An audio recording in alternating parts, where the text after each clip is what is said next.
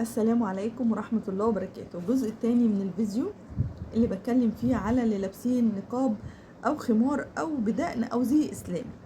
انا لا اقصد استفزكم ولا اقصد اضايقكم، انا اقصد من الفيديو انور بصيرة ناس تايهة في الملكوت.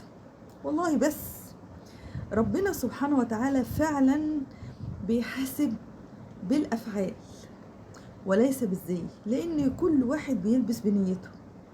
انا في ناس بتلبس طرحه عشان شعرها اكرت، عشان وشها احلى في الطرح. تقول لك انا مثلا عندي صلع، انا عندي مثلا شعري اكرت، انا مش حلوه، فبتلبس الطرحه. في ناس تضارسها فجه فبتداريها بالخمار، بتداريها بالسواد، او جسمها لا يليق فبتداريها في النقاب، بتداريها في الخمار. يبقى النية دي لا يعلمها يا حبيبي انت وهو الا الله. لكن لو شعرها جميل جدا جدا ولبست طرحة، ياه، انها تداري حاجة جميلة ممكن تلفت نظر مليون من الرجال عشان هذه الطرحة لله.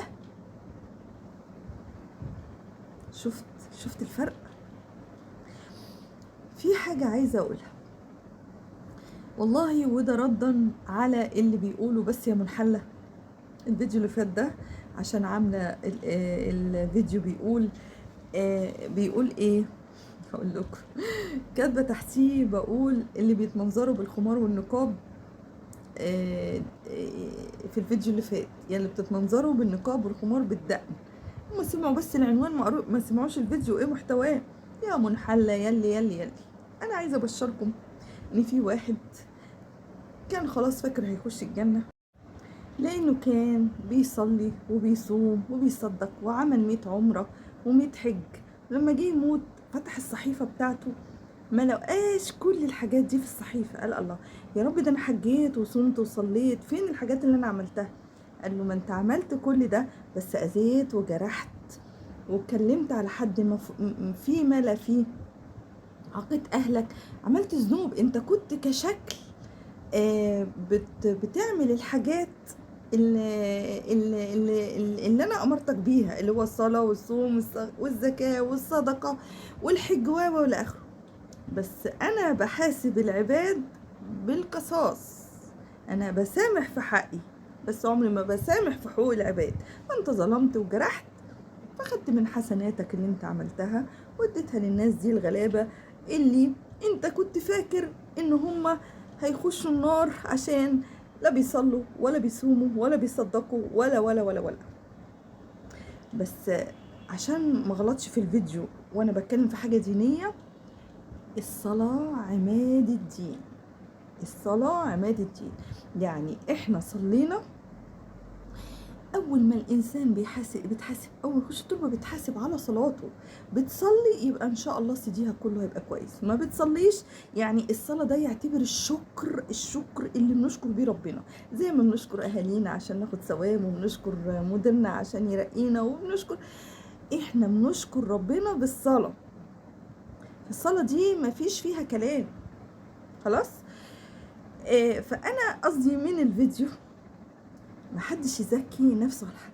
مش ربنا سبحانه وتعالى قال للنساء، يعني في بعض الانتقاد ليا ان انا بحط مصاحيق وان انا كده مش هخش الجنه، وده ذنب انا بعمله مش هيدخلني الجنه. ازاي؟ طب مش ربنا قال من حافظت على فرجها دخلت الجنه؟ وربنا قال من كان في قلب من كان طيبون داخلين الجنه، لا يدخل الجنه من كان في قلبه ذره من ايه، من كبر. يعني ربنا برضو ادانا علامات حلوه ان احنا نخش بيها الجنه. ليه تحكموا على حد حاطط مصاحيق انها ذنبه مش هيخش الجنه؟ انت وهي شرفك. وليه تحكموا على حد لابس زي اسلامي ان هو كده خلاص داخل الجنه؟ برضو ايش عرفك؟ ما في مخمرات الشيطان بيوسوس في دماغهم وبيعملوا في الدرة ما لا يصدقه عقل. انت وهو عارفين. ليه تحكم على دي انها داخله الجنه؟ وليه تحكم على اللي حاطه مكياج؟ ما بقولش العريات اللي بينشروا الفجور، انا بتكلم على اللي بالشكل بتاعنا ده. ليه تحكموا عليهم انهم داخلين النار في حين انهم ممكن يكونوا محافظين على نفسهم اكتر من غيرهم. ده لا يعلمه الا الله. محدش يزكي نفسه على حد. الجنة والنار دي حسابها بتاع ربنا. ده لابس زي اسلامي، ده شيخ ومحترم واحنا ناخد بكلمته ويخش الجنة. دي متبرجة ما تتكلمش في الدين وما نسمح لهاش والاخره، ده تلاقيها من اهل النار.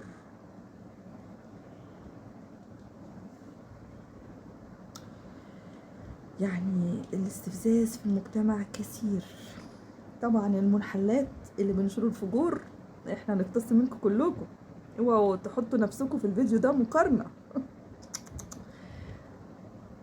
وبعدين في نساء بتلبس الطرحة لان شعرها اكرت، شعرها اصلع. مش شرط الكل لابساها عشان ربنا يا جماعة. وفي برضه بيلبسوا الطرحة بيبقى شعرهم جميل جدا جدا، وبيلبسوا الطرحة بيداروا مفاتنهم. دول اللي ربنا هيديهم ثواب اكبر، اللي هم الجمال قوي اللي بيداروا مفاتنهم، داروا حلاوتهم. وفي جسم مش متظبط بيقولك البس نقاب وادارى فيه. وفي يعني النية دي، انا غرضي عايزه افهمكم ان النية دي بتاعت ربنا، محدش يزكي نفسه على حد. واشكركم جزيلا وميرسي قوي للي هزاني في الفيديو اللي فات واللي قال بس يا منحله. واكيد انت طبعا من اصحاب الزي الاسلامي. وهل ينفع الحوار يبقى بهذه السوقيه؟ ده انا بمصاحبتي دي ما اقدرش اقول اللي انتوا قلتوه. يعني سب وقصف، ثبتوني وقصفتوني. منحله دي سب وقصف، وعيب انها تطلع من حد بيدعي الدين والايمان. شكرا جزيلا.